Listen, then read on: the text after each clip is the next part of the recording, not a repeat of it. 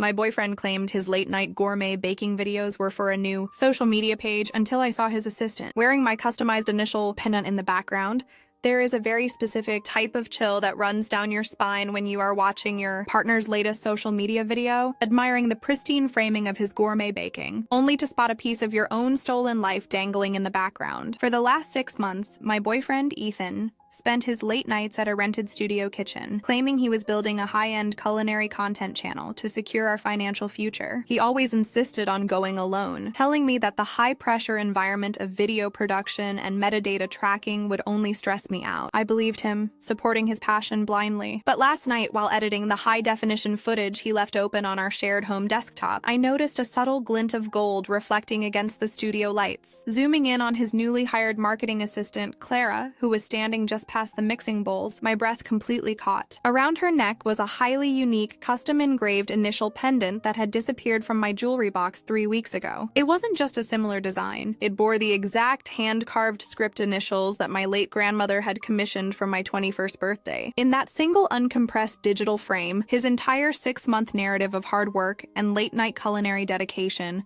collapsed into a cold reality of betrayal, calculated theft, and a secret life conducted right in front of a camera lens. My name is Alicia. I am 26 years old, and I work as a digital archiving specialist for a regional museum network. My daily life is defined by examining fine details, verifying the authenticity of historical artifacts, and ensuring that every piece of data matches its documentation. I have always been a person who values quiet stability, structural honesty, and clear boundaries. For 3 years, I believed I shared those exact values with my boyfriend, Ethan. Ethan was an incredibly charismatic, aspiring culinary creator who possessed a natural talent for aesthetic presentation. He could walk into a kitchen, arrange basic ingredients, and transform the process into a visual narrative that instantly captured people's attention online. In late 2025, Ethan decided to pivot from his standard corporate job to pursue digital content creation full-time. He wanted to launch a premium, long-form series dedicated to advanced French pastry and gourmet baking techniques. Because our residential apartment lacked the professional lighting and space required for high-end video production, Ethan used a portion of our shared savings to secure a late-night lease at a commercial cloud kitchen facility downtown. The pricing is incredibly efficient because I'm booking the off-peak hours. Alicia, Ethan explained to me one evening, showing me the digital layout of the studio on his tablet. The commercial kitchen is only available for independent creators from 10 p.m. to 4 a.m. It's going to be exhausting, but if I can build a high-retention audience on Facebook and YouTube, the monetization will secure our housing deposit within a year. I supported him completely. I took over the entirety of our domestic expenses, managed the townhouse utility schedules, and made sure he had fresh linens and packed meals before he departed for his grueling nightly recording sessions. Every night at 9:30 p.m., Ethan would pack his high-end camera rigs, load his specialty ingredients into the car, and drive downtown. He always insisted that I stay home to maintain my own demanding museum work schedule. "Production work is incredibly tedious, honey," he would say, kissing my forehead before walking out the door. "It's just hours of white balance calibration, audio testing, and cleaning flour off the counters. I want you to rest so you can stay sharp at the archive." For months, I admired his work ethic. He would return at dawn, exhausted but triumphant, transferring gigabytes of raw video files onto our shared master desktop drive. The channel slowly began to gain traction, accumulating thousands of views from food enthusiasts who praised the pristine, calm, and professional presentation of his artisanal baking. I truly believed we were a team building a legacy, completely unaware that the professional aesthetic was nothing more than a curated curtain hiding a devastating personal betrayal. The first subtle anomaly in our household system didn't appear in a digital folder. It occurred in my personal jewelry box. In May 2026, I went to retrieve a highly specific heirloom for a formal family gathering. It was a solid gold, custom-carved initial pendant featuring my initials, AM, styled in an intricate, non-standard Victorian script. The piece had been custom commissioned by my late grandmother and was completely irreplaceable. I searched my vanity drawers, checked my velvet storage trays, and emptied my travel cases. The pendant was entirely missing, though the matching gold chain remained neatly coiled in its slot. When I questioned Ethan about it later that evening, His expression was a masterclass in calm, supportive concern. "Are you absolutely certain you didn't leave it in your locker at the museum archive, Alicia?" he asked, walking over to help me sift through the drawers. "You work with delicate artifacts all day. Maybe it hooked onto a lab coat. Don't panic. We'll find it." With all the production chaos and moving gear around, things just get displaced sometimes. His reassurance was so grounded that I immediately dismissed my rising anxiety, assuming I had simply misplaced the heirloom during my recent archiving projects. I went back to my routine, focusing entirely on balancing my workflow, while Ethan's late-night baking schedule extended even further into the early hours of the morning. On the evening of June 8th, Ethan left early for the studio, mentioning that his channel's growth allowed him to hire a part-time marketing assistant named Clara to handle his video metadata, timestamp formatting, and audience interaction logs. "She's just a local college student looking for media credits," Ethan noted casually as he tied his apron straps. "She'll be handling the back-end laptop work in the studio office while I focus entirely on the baking presentation. It should speed up our delivery time significantly." At 11:00 p.m., I sat down at our shared home desktop terminal to catalog a set of historical text files for the museum. As I opened the main network drive, I noticed that Ethan's rendering software was currently active, having automatically synced a batch of uncompressed, raw 4K video files from his studio camera cards via our automated cloud backup link. Curious to see his latest culinary creation, I opened the file titled Artisanal Croissant Masterclass Raw Move. The video was beautiful. The lighting was sharp, capturing the steam rising from the golden pastry layers. But as Ethan stepped away from the counter to adjust the oven controls, the autofocus on the high-end cinema camera briefly shifted to the background, illuminating the dim secondary office space just past the kitchen divider. Standing near the laptop station was Clara, her face clearly visible in the sharp definition. As she leaned forward to check the rendering monitor, the studio's overhead spotlight caught the center of her collarbone.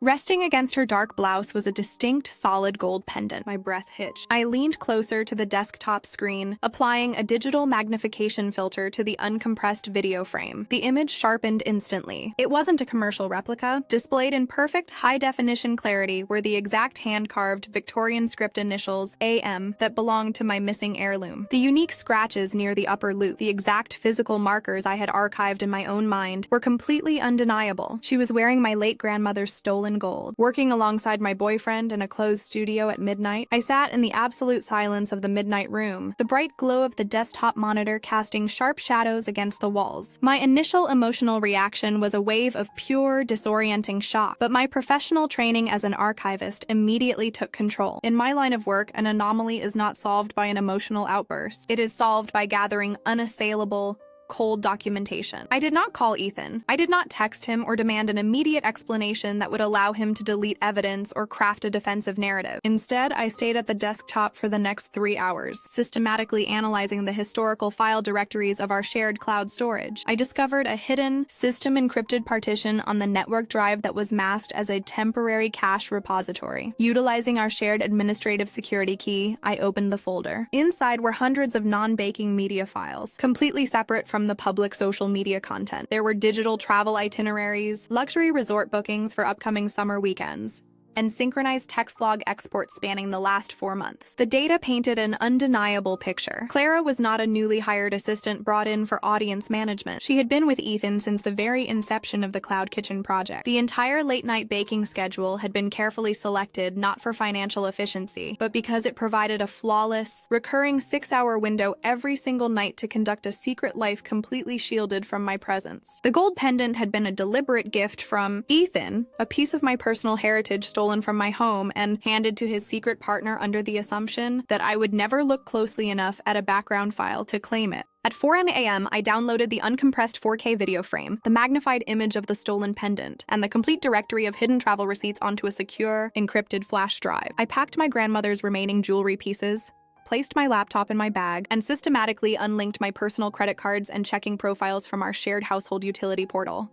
I didn't leave a single note on the counter. I drove directly to a quiet residential suite near the museum district that I kept for peak archival seasons, entering my new sanctuary just as the sun began to break over the city skyline. At 7:30 a.m., Ethan's standard routine concluded, and he returned to our primary townhouse. Finding the space completely empty of my belongings, and noticing the missing administrative tokens on our joint accounts. He began dialing my phone continuously. I allowed the device to ring out, remaining completely focused on my museum duties until my designated lunch break. At precisely 12:30 p.m., I initiated a secure single-use video link to his device. When his face appeared on the screen, he was sitting in our living room, his expression a mixture of performative panic and deep confusion. "Alicia, where on earth are you?" he exclaimed, his voice rising in an artificial pitch of concern. "Your clothes are gone, the accounts are unlinked, and you didn't leave a single message. I've been out of my mind with worry after a 12-hour production shift. Ethan, I need you to listen to me with absolute clarity, and I need you to look at the screen I am currently sharing," I said, my voice completely devoid of emotional fluctuation, maintaining a strict, professional cadence. I activated the screen share protocol, displaying the high-definition, magnified 4K frame from his Croissant Masterclass video. The image focused squarely on Clara's neck. The Victorian script initials,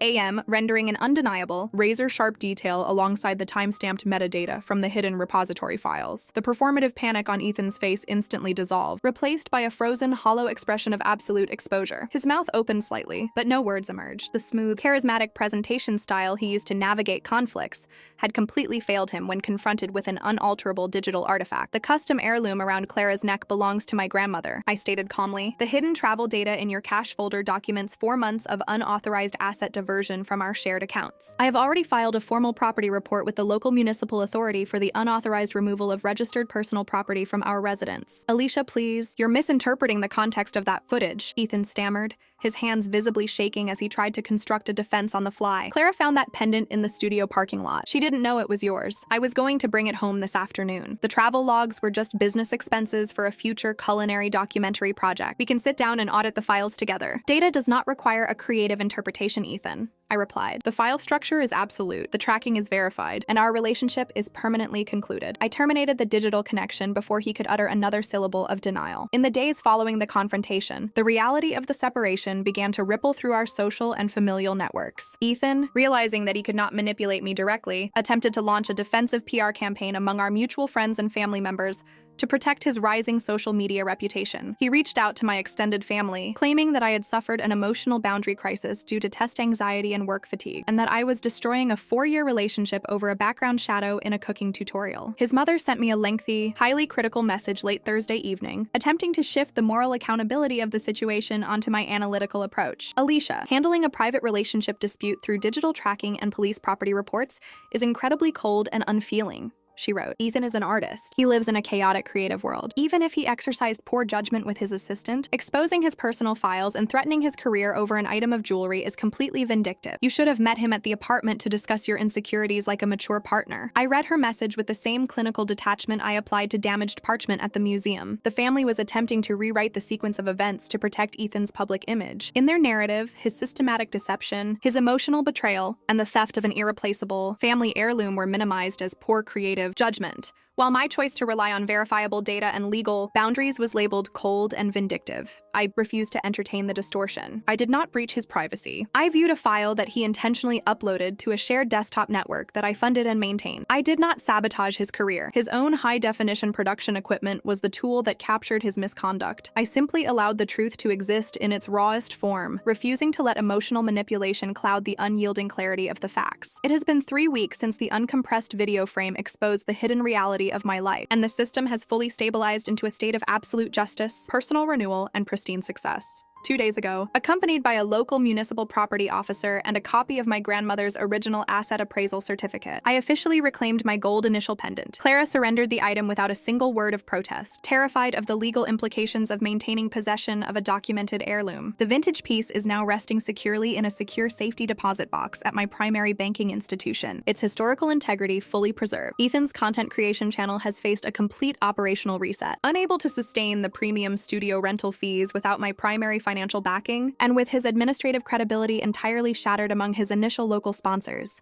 his late-night baking project has completely shut down. The shared townhouse lease has been legally terminated, and he has been forced to relocate back to his family's residence. His reputation within the regional media community deeply compromised by his own choices. This morning, I sat in the sunlit gallery of the museum archive, holding a cup of tea while reviewing a new collection of historical manuscripts. My mind was filled with a profound sense of lightness, clarity, and unshakable strength. If I had reacted with typical dramatic confrontations, or if I had allowed myself to be swayed by his charming reassurances, I would still be trapped in a cycle of doubt, supporting a partner who used my trust to fund a double life. Deception always relies on the hope that the person being deceived will remain too polite, too distracted, or too emotional to see the patterns. But when you meet betrayal with calm documentation, absolute boundaries, and unyielding logic, the truth executes its own perfect justice. My heritage has been recovered, my personal space is completely secure, and the next chapter of my life is being written with absolute honesty, independence, and brilliant clarity.